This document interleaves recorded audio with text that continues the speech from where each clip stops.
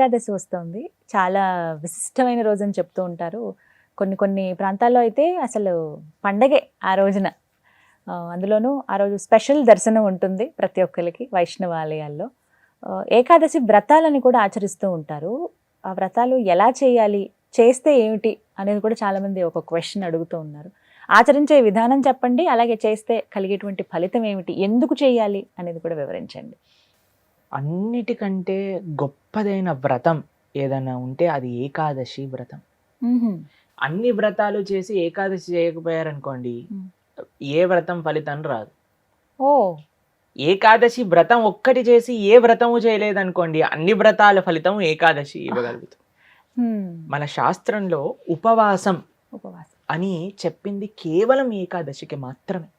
ఓ కానీ చాలా మంది ఈ రోజు మేము ఉపవాసం చేస్తున్నామండి, ఆ రోజు ఉపవాసం చేస్తున్నామండి, అలా ఇలా చెప్తారు. కానీ ఎక్కడ కూడా అంత నియమంగా ఉపవాసం గురించి చెప్పింది మన శాస్త్రంలో, అంత నియమంగా ఉండాలి అని చెప్పింది కేవలం ఏకాదశికి మాత్రమే. విష్ణువాసరము అని అంటారు. అన్నిటికంటే favourite day of lord Vishnu Ekadashi. Ekadashi వ్రతం వల్ల అసలండి దాని వల్ల వచ్చే ఆధ్యాత్మిక బెనిఫిట్స్ అనేవి మనం చెప్పలేము. ఉపవాసం అంటే ఫస్ట్ అందరూ మేము ఒకసారి ఏకాదశి వ్రతం గురించి చెప్పామండి, ఎలా ఉపవాసం ఉండాలి అన్ని విషయాలు చెప్పాక ఒకళ్ళు హ్యాండ్ రేస్ చేశారనమాట, మాకు ప్రశ్న ఉంది అని. అయితే ఏం ప్రశ్న ఉంది అని అడిగితే, ఏకాదశి రోజు ఏం తినచ్చండి అని ప్రశ్న అడిగారు అనమాట. గంట సేపు నేను లెక్చర్ ఏకాదశి ఉపవాసం ఎందుకు చేయాలి అని చెప్పాక ఏకాదశి రోజు ఏం తినచ్చు అని లెక్చర్ క్వశ్చన్ అడుగుతున్నారన్నమాట. అయితే ఉపవాసము అంటే ఏంటో ఫస్ట్ అర్థం చేసుకుందాం. ఉప అంటే దగ్గరగా, వాసం అని అంటే ఉండటం. ఉపవాసం అని అంటే భగవంతుడికి దగ్గరగా ఉండటం. ఏ ఉపవాసానికంటే ఇదే నియమం అండి. చాలా మంది ఏం చేస్తారు తెలుసా అండి, మేము ఈరోజు కటిక ఉపవాసం, నీళ్లు కూడా స్వీకరించట్లేదు అని హ్యాపీగా టీవీ ఆన్ చేసుకొని ఇలా బెడ్ పైన పడుకొని ప్రొద్దున నుంచి రాత్రి రాకే ఏ సీరియల్లో ఏ సినిమాలు చూస్తూ ఉంటారు. అయ్యా లేచి గుడికి రండి, నామం లేదు, శరీరంలో ఓపిక లేదు, నిర్జల వ్రతం ఈరోజు. మనం అండి దేన్నైనా సరే ఎంత మెటీరియలిస్టిక్ గా మార్చే శక్తి మానవుడి దగ్గర ఉంది. శివరాత్రి రోజు జాగరణ చేయండి అంటే లేట్ నైట్ షోలు వాటిలలో సినిమా థియేటర్లో కూర్చొని జాగరణ చేస్తుంటారు. శివుడు పాపం ఏమనుకుంటాడో, ఎంత బాధపడతారో ఇలాంటి వాళ్ళని చూసి ఆశ్చర్యం వేస్తుంది అనమాట. మనం దేన్నైనా సరే ఎలా పాడు చేయొచ్చో అంత, ఎంత ఫాస్ట్ గా మానవ బ్రెయిన్ పనిచేస్తుందంటే అంత పనిచేస్తుంది. ఉపవాసము అని అంటే, ఆ ఉపవాసం చేసే ఏకాదశి రోజు ఏం చెయ్యాలి అని అంటే, ఇంకా మరింత కృష్ణ సేవ, ఇంకా మరింత భగవన్నామం పలకటం. హరే కృష్ణ కృష్ణ కృష్ణ హరే హరే, హరే రామ రామ రామ హరే హరే. మరింత నామం చేసుకోవటం, మరింత భాగవత గీత వీటిని శ్రవణం చేయటం, అధ్యయనం చేయటం. ఇది ఉపవాసం, భగవంతుడు దగ్గరగా ఉండటం. మరి ప్రభుజీ ఉపవాసం అంటే తినకుండా ఎందుకు ఉండాలని చెప్తారు? ఇప్పుడు చూడండి, ప్రొద్దున నుంచి లేవంగానే తిండి గోలే కదండి మనకి. ఏం టిఫిన్ ఏం చేయాలి, దోశలు వేయటం, ఇడ్లీలు వేయటం, అటు వాయిల్ తీయటం, ఇటు చట్నీ చేయటం, ఇటు సాంబార్ చేయటం, పెట్టేయటం. దాని తర్వాత ఇది అయిపోగానే మళ్ళీ లంచ్కి ఏం కావాలి, భోజనం కోసం కూరగాయలు కట్ చేయటం, వంటలు చేయటం, మళ్ళీ తినగానే నిద్ర వస్తుంది, మధ్యాహ్నం పూట పడుకుంటాం, మళ్ళీ సాయంత్రం కావగానే ఇది అది. దాని తర్వాత మళ్ళీ రాత్రి డిన్నర్ ఏంటి, స్విగ్గీ జొమాటో అవి ఇవి, మళ్ళీ కిచెన్ క్లీన్ చేసుకోవడం, తూడ్చుకోవడం, బాసనలు తోముకోవడం, వీటిలలోనే రోజంతా పోతుంది. ఏం చెప్పారంటే, అయ్యా నువ్వు దేవుడికి దగ్గరగా ఉండాలంటే వీటిని కొద్దిగా దూరం పెట్టాలి, అప్పుడే సాధ్యం అవుతుంది. తినకపోయామనుకోండి, కొద్దిగా తగ్గించామనుకోండి, మనకి నిద్ర రాదు అంతగా. ప్లస్ ఇంత పెద్ద తతంగం మొత్తం కూడా ఆఫ్ అయిపోతుంది. ఎంత సమయం మెలిగిపోతుంది. మీరు ఒక్కసారి ప్రయత్నించండి. ఒకరోజు వంట తిండి ఈ రెండు ఆపేస్తే అసలు ఆ రోజు ఏంటి ఇంత పెద్దగా ఉంది మనకి అని అనిపిస్తుంది అనమాట. Long day. ఎందుకంటే అంత సమయం మనకు ఉండిపోతుంది. కాబట్టి ఏకాదశి రోజు ఏంటి నియమం, ముఖ్య నియమం ఏంటి అని అంటే, ఎంత వీలైతే అంత భక్తితో ఉండటం, భగవంతుడి యొక్క ఆరాధన చేయటం, ఆలయానికి వెళ్ళడం, వైష్ణవుల సేవ చేసుకోవటం, భగవన్నామాన్ని జపం చేయటం, గీతా భాగవతాలు శ్రవణం చేయటం, సత్సంగంలో ఉండటం. ఇది ఏకాదశి ముఖ్య నియమం. దాని తర్వాత నియమం ఏంటి అని అంటే, ఆహార నియమం పాటించాలి. ఏంటి ఆహార నియమం పాటించాలి అని అంటే, ధాన్యంలో ఏకాదశి రోజు పాప పురుషుడు ఉంటాడు అని చెప్తారనమాట. ధాన్యం అని అంటే రైస్, దాల్, పప్పులు, తర్వాత గోధుమలు, తర్వాత వరి, వీటన్నిటిలో అనమాట. కాబట్టి ఆ రోజు మనం వీటి నుంచి దూరంగా ఉండి మరి ఏం స్వీకరించవచ్చు మరి అంటే ఆ రోజు- పాలు, పండ్లు.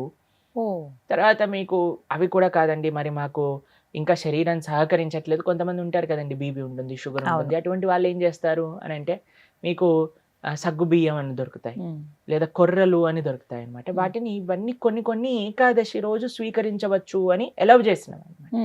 కాబట్టి ఇప్పుడు సరే ప్రభుజీ సాబుదానా సగ్గుబియ్యం ఎలవ్ చేశారంటే సగ్గుబియ్యం పాయసం, సగ్గుబియ్యం వడలు, సగ్గుబియ్యం ఉప్మా, అన్ని ఒక 10-15 రకాలు చేసుకొని తినమని చెప్పట్లేదండి మేము.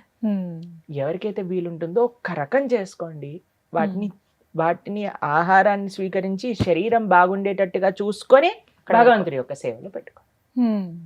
కాబట్టి ఏకాదశి ప్రధాన నియమం ఏంటి అని అంటే భగవంతుడి దగ్గరగా ఉండట. కానీ కొంతమంది కటిక ఉపవాసం అని ఉంటారండి, నీళ్లు మాత్రమే స్వీకరిస్తారు ఆ రోజు. నీళ్లు కూడా స్వీకరించరు, దాన్ని కటిక ఉపవాసం అంటారు, నిర్జల వ్రతము అని అంటారు అనమాట.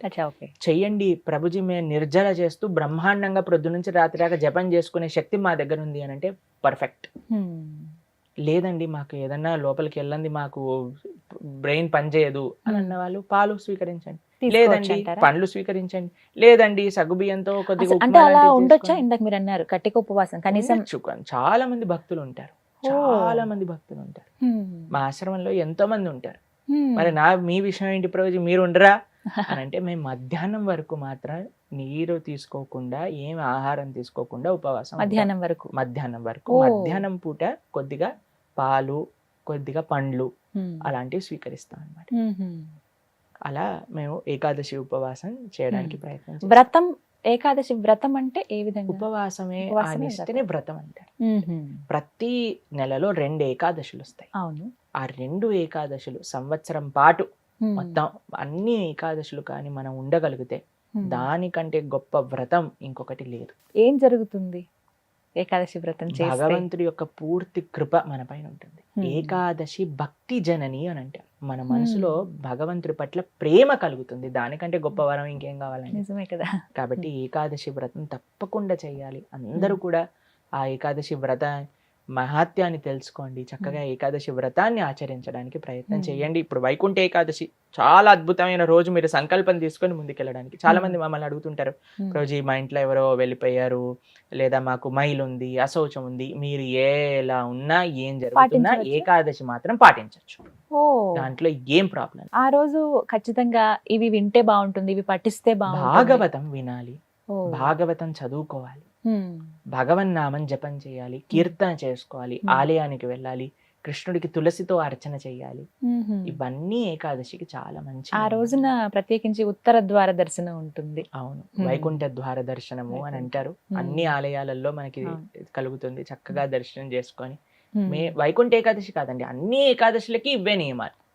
భగవద్ ఆరాధన, భగవన్నామ జపం, భాగవత స్మరణ, ఇవే అన్ని ఏకాదశి. కాబట్టి తప్పకుండా ప్రతి ఒక్కళ్ళు చేయాల్సిన వ్రతం ఏకాదశి వ్రతం. ఎవరైనా ఆచరించవచ్చు, ఏ వయసు వాళ్ళైనా కూడా చేయవచ్చు, చేయదగింది అని అంటే కనుక. ఎస్, చేయగలమన్న ఓపిక ఉండాలి, ఆ ఆసక్తి, ఆ నిష్ట ఉంటే ఖచ్చితంగా ఎవరైనా పాటించవచ్చు అంటారు. చాలా సంతోషం ప్రభుజీ, నమస్తే. హరే కృష్ణ. సుమన్ టీవీలో మీ పర్సనల్ అండ్ బిజినెస్ ప్రమోషన్స్ కోసం కింది నెంబర్కి కాంటాక్ట్ చేయండి.